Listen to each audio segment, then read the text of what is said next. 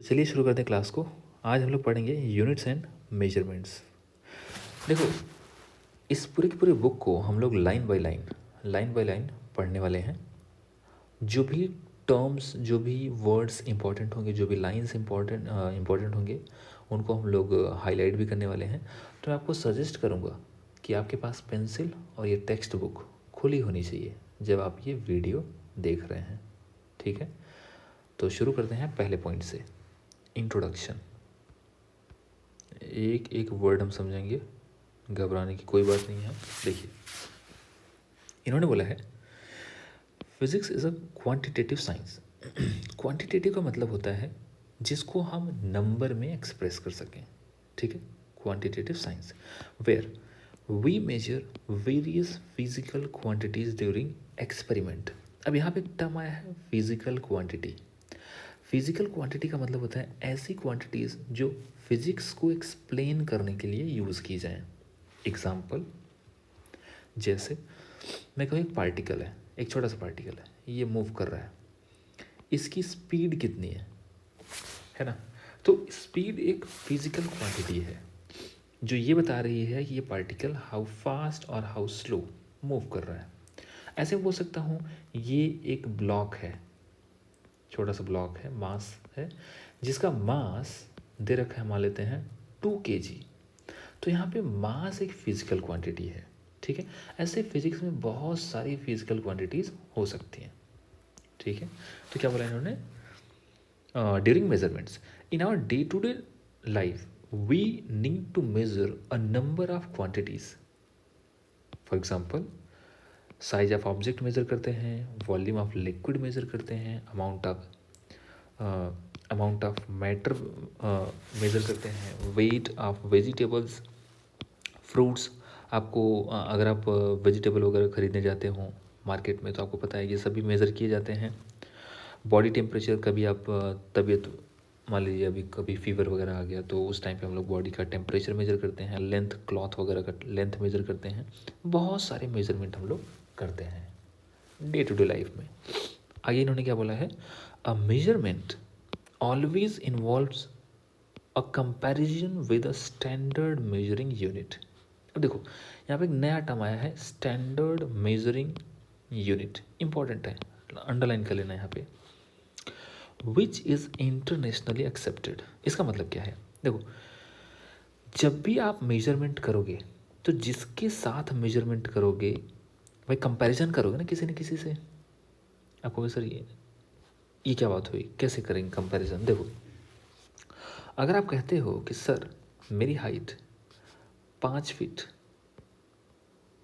5 feet है, तो कहने का मतलब ये है कि आप यही तो कहते हो कि अगर ये लंबाई 1 फीट है तो इस 1 फीट के कंपैरिजन में मैं 5 टाइम्स हूँ। ये कहते हो कि नहीं, यही तो हुआ 5 फीट होने का मतलब, कि 1 फीट के कंपैरिजन में मैं 5 टाइम्स हूँ। तो आपने कंपैरिजन किया, किससे कंपैरिजन किया, 1 फीट से। तो ये जो 1 फीट है ना, फिट, ये एक स्टैंडर्ड मेजरिंग यूनिट है। ऐसे ही अगर मैं आपसे पूछता कि आपका वेट कितना है, आप बोलते हैं मान लीजिए 60 kg, आपका मास है 60 kg। तो जब आप बोले 60 kg, इसका मतलब 1 किलोग्राम के कंपैरिजन में आप 60 टाइम्स हैं। ठीक है, तो यहाँ पे जो केजी है ये भी एक स्टैंडर्ड मेजरिंग यूनिट है। किसका यूनिट है, मास का। ठीक है, तो इन्होंने क्या बोला, अ measurement always involves a comparison with a standard measuring unit which is internationally accepted. ध्यान रहे, सोचिए, देखो, जैसे मान लो कि आपने बोला कि सर मैं 60 kg का हूँ। भाई, आप अगर 60 kg के हैं तो ऐसा थोड़ा कि आप सिर्फ इंडिया वाले के लिए 60 kg के हैं, आपको यूएसए वाले के लिए भी 60 kg का ही होना पड़ेगा। कोई फ्रांस का है, कोई रसिया का है, हर एक पर्सन के लिए आपको 60 kg का मतलब 60 kg होना चाहिए। तो इसका मतलब ये हुआ कि जो यूनिट है, कोई भी यूनिट इंटरनेशनली एक्सेप्टेड होना चाहिए। ठीक है, सभी के लिए सेम होना चाहिए। आगे क्या बोला, for example, for measuring the mass of a given fruit we need standard mass unit 1 kg 500 gram etc. आपने देखा होगा अगर आप सब्जी वगैरह फ्रूट वगैरह खरीदने जाते हैं तो 1 kg के या 500 ग्राम के 100 ग्राम के ऐसे छोटे छोटे वेट्स रखे रहते हैं। मान लीजिए 1 kg का है या 500 ग्राम का है, ठीक है। ये जो 1 kg 500 kg 500 ग्राम या फिर 200 ग्राम, ये सब जो वेट्स रखे हुए होते हैं वो भी बेसिकली यूनिट्स ही हैं, लेकिन वो किसके यूनिट्स हैं? मास के लिए यूज़ किए जाते हैं, ठीक है। आगे इन्होंने क्या बोला? The measured quantity is expressed in terms of a number followed by corresponding unit. Important है ये। क्या बोल रहे हैं कि किसी भी मेजर्ड क्वांटिटी को, एक बार इसको मैं हाईलाइट कर देता हूँ। जो मेजर्ड क्वांटिटी है एक्सप्रेस किस में की जाती है? एक नंबर होगा और एक यूनिट होगा। फॉर एग्जांपल, जैसे मान लीजिए जब मैं आपसे पूछा कि भाई आपका मास कितना है, तो आपने बोला सर 60 kg। तो आपने मास को मेजर किया, ये एक मेजर्ड क्वांटिटी है, मेजर्ड क्वांटिटी है ये। इसको आपने एक्सप्रेस किया है, ठीक है। आपने बोला 60 kg, दो टर्म यूज किए हैं, एक तो है नंबर, दूसरा है यूनिट। एक दूसरा एग्जांपल मैं ले सकता हूँ। मान लेते हैं आपकी हाइट है 5 फीट। आप फिर से नोटिस करोगे दो चीज़ें हैं यहाँ पे, नंबर, यूनिट, ठीक है। तो किसी भी मेजरमेंट को एक्सप्रेस करने के लिए दो टर्म्स यूज होंगे, नंबर एंड यूनिट। आगे इन्होंने क्या बोला? Different quantities are measured in different units. बिल्कुल बात सही है भाई। आपकी हाइट को मीटर में ही मेज़र किया जा सकता है, फीट में मेज़र किया जा सकता है, केजी में थोड़े मेज़र किया जा सकता है। तो इसके लिए इन्होंने क्या बोला? Different quantities are measured in different units. For example, length को मीटर में मेज़र किया जाता है, जिसको हम स्मॉल एम से दिखाते हैं। टाइम को सेकेंड में मेज़र किया जाता है, मास को किलोग्राम में, ठीक है, etcetera. The standard measure of any quantity is called the unit of that quantity. तो यूनिट किसे कहते हैं? किसी भी क्वांटिटी का जो स्टैंडर्ड मेजर है उसे हम क्या कहेंगे? यूनिट, उस क्वांटिटी का। आगे देखते हैं 1.2 system of units.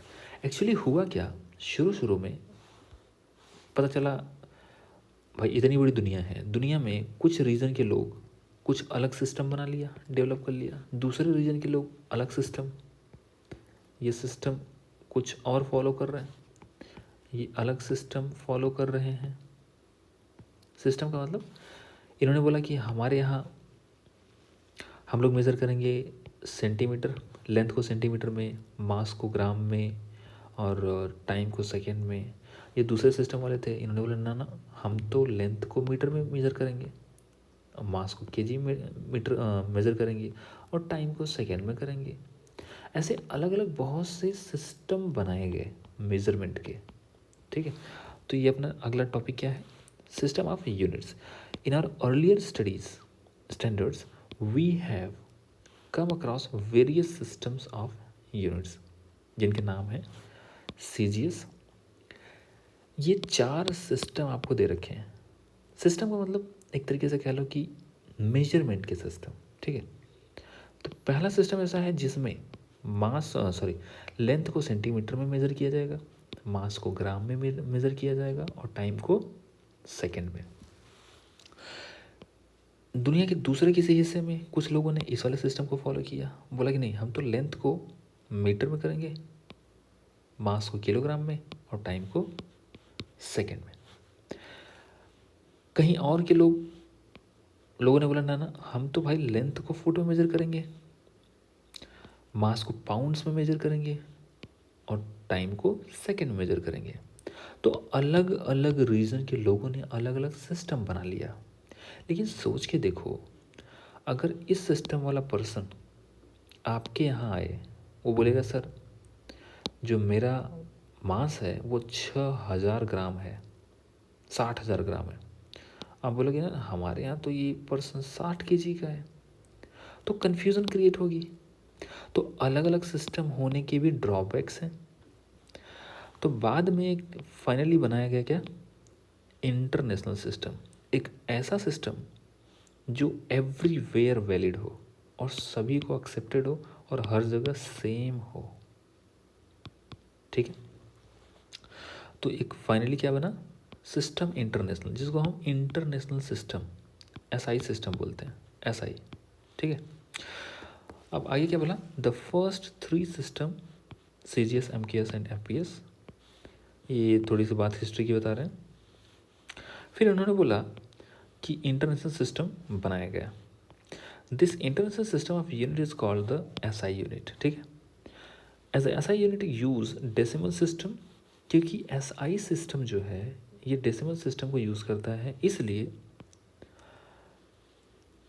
Conversion with in the system is very simple and convenient. Actually क्या होता है, कई बार सीजीएस को कन्वर्ट करके एमकेएस में जाना पड़ता है, कई बार एमकेएस वाले सिस्टम में लिखी हुई चीज़ को सीजीएस में लेकर जाना होता है। आप कहोगे कैसे सर, मैं बताता हूँ कैसे। जैसे मान लो आपने बोला कि एक पेन है 10 सेंटीमीटर का, पर इस वाले सिस्टम का पर्सन बोला नहीं यार एक काम करो, एमकेएस में बताओ कितना होगा। अगर मैं लेंथ को मीटर में मेजर करता तो कितना होता, तो आपको इस सेंटीमीटर को कन्वर्ट करके मीटर में लिखना पड़ेगा ना।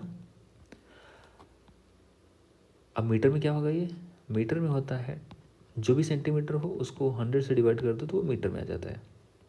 ठीक है, तो ये बन जाएगा 0.1 मीटर। तो कई बार ऐसा होगा कि एक सिस्टम से दूसरे सिस्टम में आपको कन्वर्ट करना पड़ता है क्वांटिटी को। ठीक है, वहाँ पर सबसे ज़्यादा इम्पॉर्टेंट होता है इंटरनेशनल सिस्टम और सबसे ज़्यादा कन्वीनियंट भी होता है। अगला टॉपिक क्या है, फंडामेंटल फिजिकल क्वांटिटीज़। एक नया पेज ले लेता हूँ मैं। अगला टर्म है 1.2.1 fundamental physical quantities and units. ये बड़ा ही इम्पॉर्टेंट है, मैं सही बता रहा हूँ, बहुत बार इसका जिक्र होता रहेगा। क्या बोला है, the physical quantities which do not depend on any other physical quantity for their measurements are known as fundamental quantities. Example बताता मैं। जैसे जब मैंने आपसे पूछा कि आपका मास क्या है, आपका योर हाइट ले लेते हैं, योर हाइट। जब मैंने आपकी हाइट बोला तो आपने बोला सर मेरी हाइट है 5 फीट। भाई हाइट तो हाइट है, इसमें कोई और अलग से कोई टर्म नहीं आया। हाइट अपने आप में कंप्लीट एक टर्म है। ठीक है, इन्होंने क्या बोला, ऐसी फिजिकल क्वांटिटी जो दूसरे पर डिपेंड ना करे, किसी दूसरे फिजिकल क्वांटिटी पर डिपेंड ना करे, उसे हम क्या कहेंगे, फंडामेंटल फिजिकल क्वांटिटी या फंडामेंटल क्वांटिटी। ऐसे एक और एग्जांपल है मास, टाइम, ऐसे बहुत सारे एग्जांपल्स हैं। एक्चुअली टोटल 7 फंडामेंटल क्वांटिटीज़ हैं, 7 ही फंडामेंटल क्वांटिटीज़ हैं। बाकी सब कुछ इन्हीं सातों के कॉम्बिनेशन से बनाया जाता है। अच्छा, एक ऐसा भी क्वांटिटी दिखाता हूँ मैं जो फंडामेंटल नहीं है। फॉर एग्जांपल सपोज कर मैं आपसे पूछूं कि स्पीड का मतलब होता है distance upon time. 10th standard का फॉर्मूला याद है क्या, डिस्टेंस अपॉन टाइम। डिस्टेंस जो है ये खुद में एक फिजिकल क्वांटिटी है, टाइम खुद में एक फिजिकल क्वांटिटी है, और ये भी फंडामेंटल है, ये भी फंडामेंटल है। बट इन दोनों को मिलाकर स्पीड बना है। तो speed is not a fundamental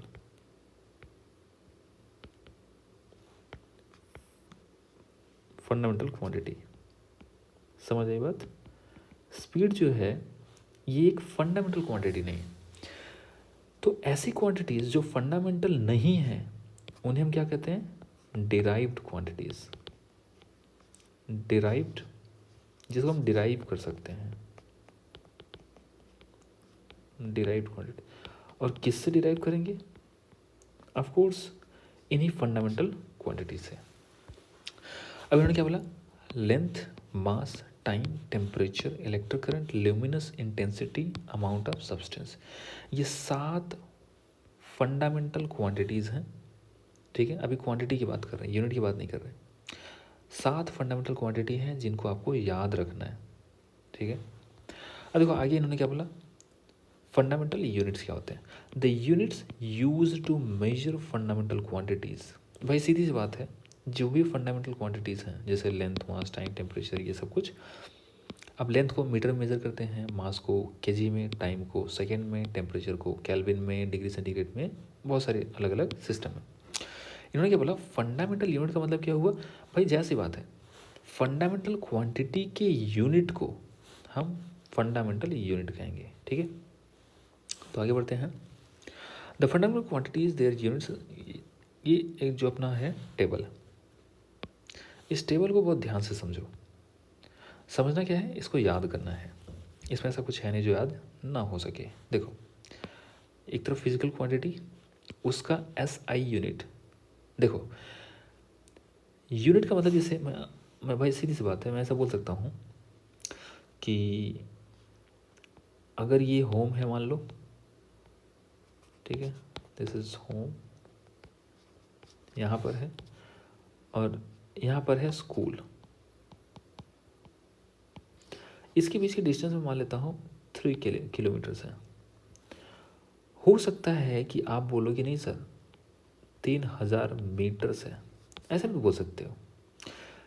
kilometre भी यूनिट है, मीटर भी यूनिट है, दोनों में डिफरेंस क्या है? ये अलग सिस्टम में है, ये अलग सिस्टम में है, और ये है SI सिस्टम वाला। ठीक है, तो हुआ क्या? जितने भी फंडामेंटल क्वांटिटीज़ हैं उनकी SI यूनिट डिसाइड की गई और उनका सिंबल भी दिखाया गया। ये पूरा का पूरा टेबल आपको याद होना चाहिए। तो क्या बोला गया कि लेंथ को हम मेजर करेंगे मीटर में। लिखने का तरीका भी ध्यान रखना, स्मॉल m से शुरू हुआ है मीटर, और उसका सिंबल m है। फिर है मास, एक दूसरी फिजिकल क्वांटिटी जिसको किलोग्राम में मेजर करेंगे। स्मॉल के स्मॉल जी, ध्यान रहे, स्मॉल के स्मॉल जी, कैपिटल के कैपिटल जी नहीं, ना ही कैपिटल के स्मॉल जी, ध्यान रहे, स्मॉल और स्मॉल दोनों हैं। फिर टाइम है, टेम्परेचर है, इलेक्ट्रिक करंट है, इन सब के बारे में आप थोड़ा बहुत जानते हैं। ल्यूमिनस इंटेंसिटी का मतलब होता है actually how bright the light is. आपके रूम में लाइट है, बिल्कुल सही बात है। आपने देखा होगा कुछ रूम ज़्यादा लाइट होता है, कुछ रूम में कम लाइट होता है, डिपेंडिंग ऑन उसमें कितने बल्ब लगे हैं। तो ल्यूमिनस इंटेंसिटी मेजर करता है कि कोई कितना ज़्यादा ब्राइट है कोई रीजन। ठीक है, उसको कैंडिला में मेजर किया जाता है। ये आपको याद रखना होता है, 1 मार्क के क्वेश्चन में पूछ लिया जाता है। उसके बाद है amount of substance. Amount of substance, किसी भी सब्सटेंस को जब हम मेजर करते हैं तो हम उसको मोल से मेजर करते हैं, MOL ऐसे लिखते हैं सिंबल में। फॉर एग्जाम्पल, जैसे अगर मैं आपसे बोलूँ कि टाइम कितना हो रहा है, मतलब कितना टाइम लगा, तो आप बोलोगे 10, मान लेते हैं 50 सेकेंड। तो 50 सेकेंड को आप ऐसे भी लिख सकते हो, 50 सेकेंड टाइम। अब यार इतना बड़ा लिखने से क्या अच्छा है कि आप 50 लिखो, स्मॉलेस्ट लिख दो, काम हो जाएगा। ठीक है, तो इस तरीके से हम लोग सिम्बल्स को यूज़ करते हैं। ये बहुत इंपॉर्टेंट है, ये 7 फंडामेंटल क्वांटिटीज़ और उनकी SI यूनिट्स बहुत इंपॉर्टेंट है। अब हम बात करते हैं डिराइव्ड यूनिट की।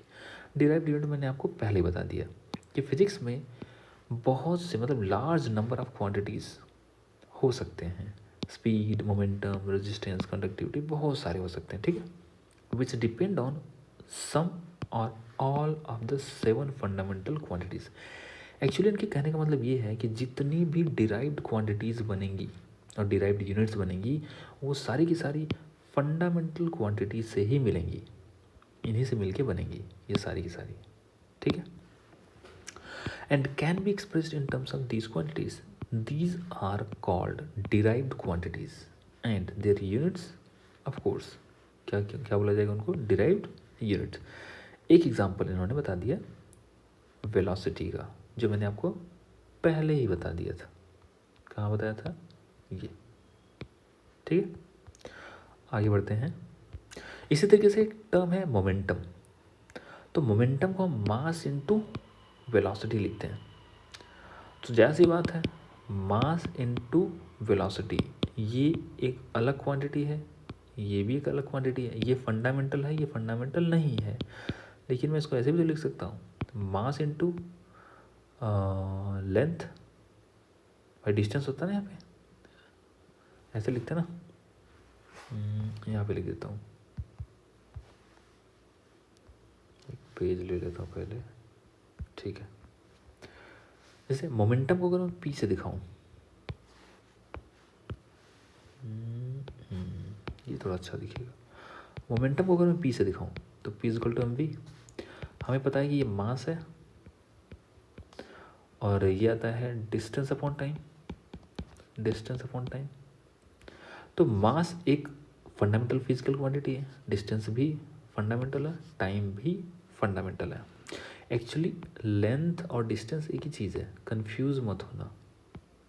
लेंथ और डिस्टेंस एक ही चीज़ है, ठीक है। फिजिकल क्वांटिटी के टर्म में अगर बात करें तो मास, डिस्टेंस, टाइम, ये तीन फिजिकल फंडामेंटल क्वांटिटीज़ हैं जिनसे मिलाकर मोमेंटम बना है, ठीक है। तो ये दो एग्जांपल्स थे। अच्छा, आगे ये देखा गया, अगला वाला अपना टॉपिक है सप्लीमेंट्री यूनिट्स। नाम में ही है सप्लीमेंट्री यूनिट, ठीक है। इन्होंने क्या बोला, बिसाइड्स द 7 फंडामेंटल और basic units there are 2 more units called supplementary unit. Actually हुआ ये कि 7 फंडामेंटल क्वांटिटीज़ के अलावा 2 और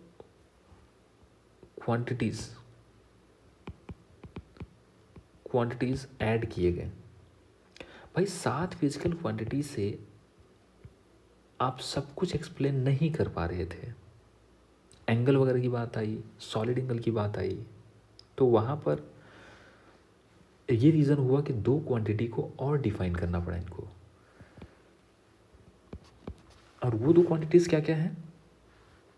plane angle and solid angle. Plane angle हम लोग पढ़ते आ रहे हैं, हम लोग बोलते हैं कि भाई एंगल है 30 डिग्री, 60 डिग्री, वो सब कुछ प्लेन एंगल होता है। प्लेन एंगल डिसाइड कैसे करते हैं? देखो, this is the ratio of the length of arc of a circle to the radius of the circle as shown in figure 1.1a। ये रहा एग्जाम्पल। इन्होंने क्या बोला, अगर मैं आर रेडियस का एक सर्कल लूँ और एक उसका आर्क लूँ, ठीक है, तो आर्क ने जो एंगल इसके सेंटर पे डाला है, ये वाला एंगल, इसको मैं बोलूँगा थीटा। अच्छा, यहाँ पे एक चीज़ और नोटिस करने वाली है कि इन्होंने यहाँ पे डी लिखा है। डी का क्या मतलब है? डी का मतलब होता है वेरी स्मॉल। जब भी स्मॉल की बात आए,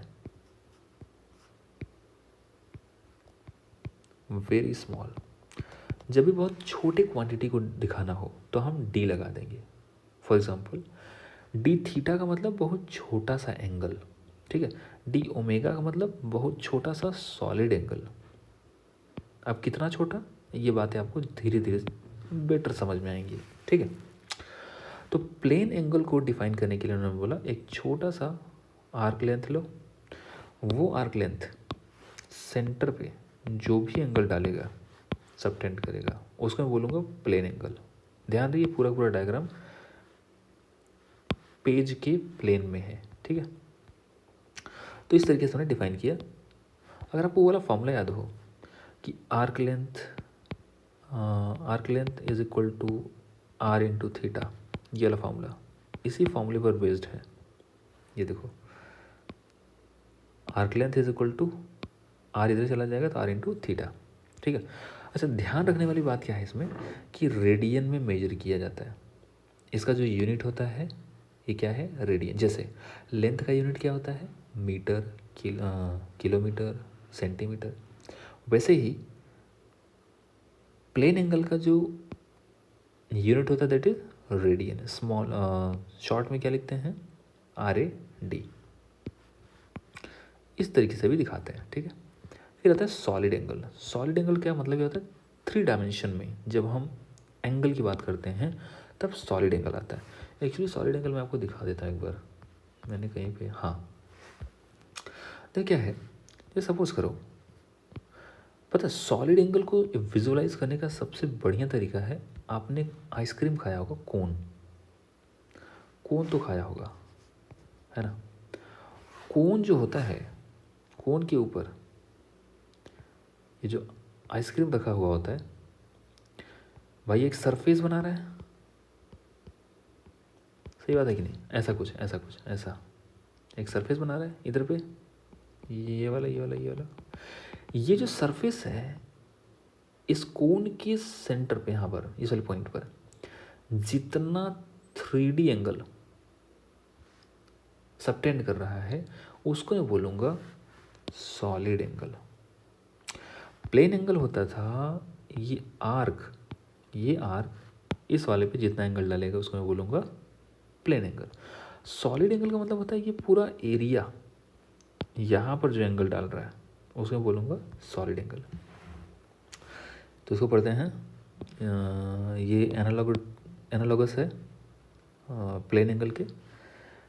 area the portion of the surface of a sphere to, हाँ, डिफाइन कैसे किया जाता है, इस तरीके से कि सॉलिड एंगल बराबर होगा एरिया डिवाइड बाई रेडियस का स्क्वायर। इसी तरीके से डिफाइन किया जाता है, इसी तरीके से याद कर लेंगे हम, ठीक है। अब उन्होंने क्या बोला, a sphere of radius R has surface area 4πr²। अगर हम स्फीयर की बात करें, एक कंप्लीट स्फीयर की बात करें तो उसका एरिया होता है 4πr²। तो अगर एक स्फीयर की वजह से टोटल सॉलिड एंगल की बात करें तो हम बोलेंगे area divide by radius square. तो एरिया की वैल्यू कितनी है, 4πr² divide by r²। r² से कट गया तो कितना आया, 4π।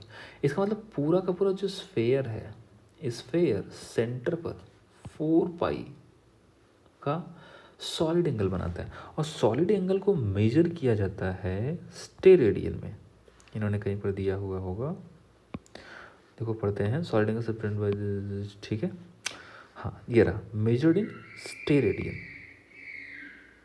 ये आपको याद रखना है। स्टेरेडियन SR स्मॉल में, जैसे एंगल को, प्लेन एंगल को हम रेडियन में मेजर करते हैं वैसे इसको स्टेरेडियन। आगे क्या बोला, a sphere of radius r has surface area this, thus the solid angle subtended by the entire sphere at its center is 4πr² divided by r², 4π steradian. मेरा आपसे क्वेश्चन है कि हाफ मतलब हेमीस्फेयर जो है, ये पूरा हेमीस्फेयर, इसने सेंटर पे टोटल कितना एंगल सबटेंड किया है, तो मैं बोलूँगा टोटल एरिया होगा 4πr² का आधा, आधा ही स्क्वायर है ना, डिवाइड बाई r² से चला गया 2 2 × 4 तो 2π। इसका मतलब ये हुआ कि हेमीस्फेयर सेंटर के ऊपर 2π स्टेरेडियन का सॉलिड एंगल सबटेंड करता है, ठीक है। आगे क्वेश्चन भी है, तो आगे हम अगले वाली क्लास में कंटिन्यू करेंगे, ठीक है। Thank you.